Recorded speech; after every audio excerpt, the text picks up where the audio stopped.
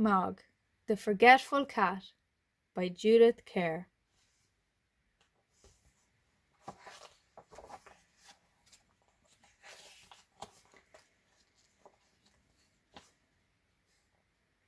Once there was a cat called Mog. She lived with a family called Thomas. Mog was nice, but not very clever. She didn't understand a lot of things. A lot of things she forgot. She was a very forgetful cat.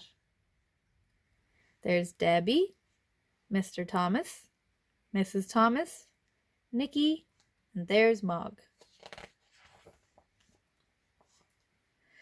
Sometimes she ate her supper. Then she forgot she had eaten it. Sometimes she thought of something in the middle of washing her leg. Then she forgot to wash the rest of it. Once she forgot that cats can't fly. But most of all, she forgot her cat flap. The cat flap led from the kitchen into the garden. Mog could go out and in again. It was her own little door.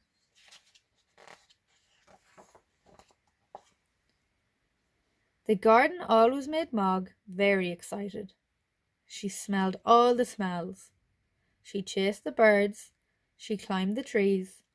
She ran round and round with a big fluffed up tail. And then she forgot the cat flap. She forgot that she had a cat flap. She wanted to go back into the house, but she couldn't remember how.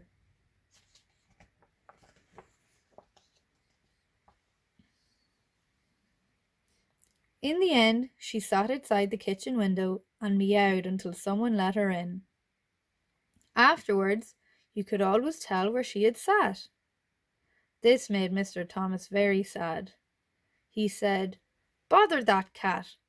But Debbie said, "She's nice." Once Mog had a very bad day. Even the start of the day was bad. Mog was still asleep. Then Nicky picked her up.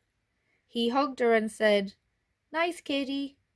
Mog said nothing, but she was not happy.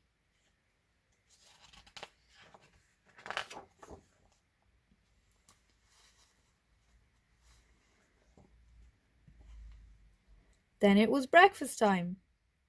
Mog forgot that cats have milk for breakfast. She forgot that cats only have eggs as a treat. She ate an egg for her breakfast. Mrs. Thomas said, "Bother that cat." Debbie said, "Nicky doesn't like eggs anyway."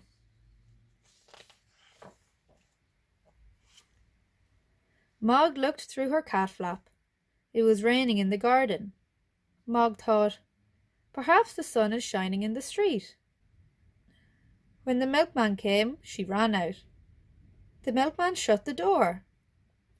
The sun was not shining in the street after all. It was raining. A big dog came down the street.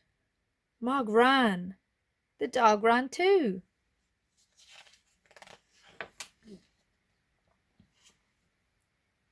Mog ran right round the house, and the dog ran after her. She climbed over the fence. She ran through the garden and jumped up outside the kitchen window. She meowed a big meow, very sudden and very loud. Mrs. Thomas said, "Bother that cat." Debbie said, "It wasn't her fault."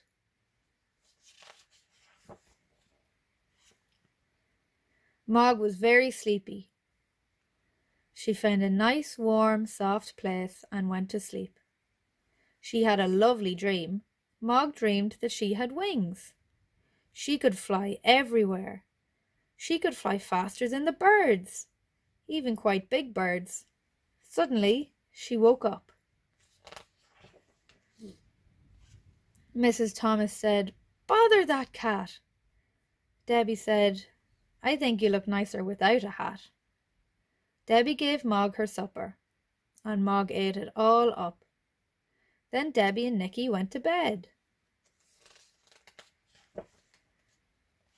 Mog had a rest too, but Mr. Thomas wanted to see the fight.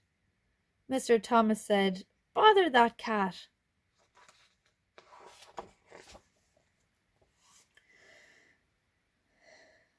Mog thought, nobody likes me.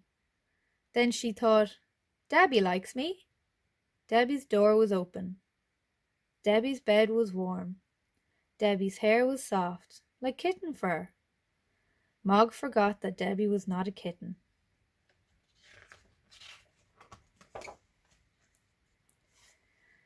Debbie had a dream. It was a bad dream. It was a dream about a tiger. The tiger wanted to eat Debbie. It was licking her hair. Debbie shouted. Mog jumped.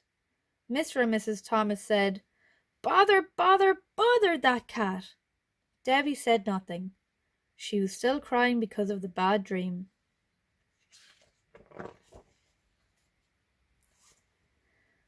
Mog ran out of the room and right through the house and out of her cat flap. She was very sad. The garden was dark. The house was dark too. Mog sat in the dark and thought dark thoughts. She thought, nobody likes me. They've all gone to bed. There's no one to let me in. And they haven't given me my supper.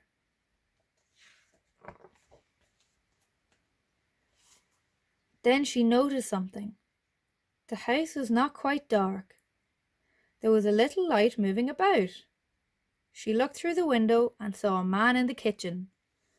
Mog thought, perhaps that man will let me in. Perhaps he will give me my supper.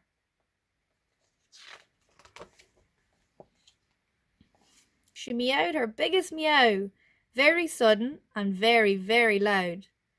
The man was surprised. He dropped his bag. It made a big noise and everyone in the house woke up.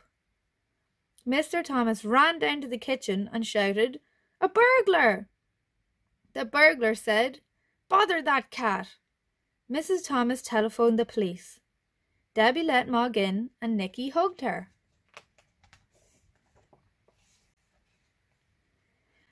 A policeman came and they had told him what had happened. The policeman looked at Mog. He said, What a remarkable cat. I've seen watchdogs, but never a watch cat. She will get a medal. Debbie said, I think she'd rather have an egg. Mog had a medal. She also had an egg every day for breakfast. Mog had a medal. She also had an egg every day for breakfast. Mr. and Mrs. Thomas told all their friends about her. They said, Mog is really remarkable. And they never, or almost never, said, Bother that cat. And her medal says, To Mog for bravery. The end. Hi guys, how are you? Hope you enjoyed that book. We all love Mog's adventures, to see what she gets up to. She's a very funny cat, isn't she? Some of the activities below are colouring activities, because we're all very good at colouring and we're all practicing very, very hard to colour in the lines. And there is a bit of information on Judith Kerr in the link in the description of this video. Judith Kerr wrote and illustrated the books, and we've talked about wanting to send thank you notes to Judith Kerr because we love her books so much.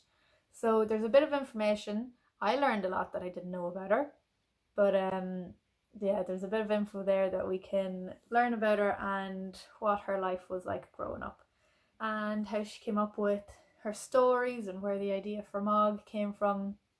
And yeah, hope you guys enjoy it and have loads of fun. Bye!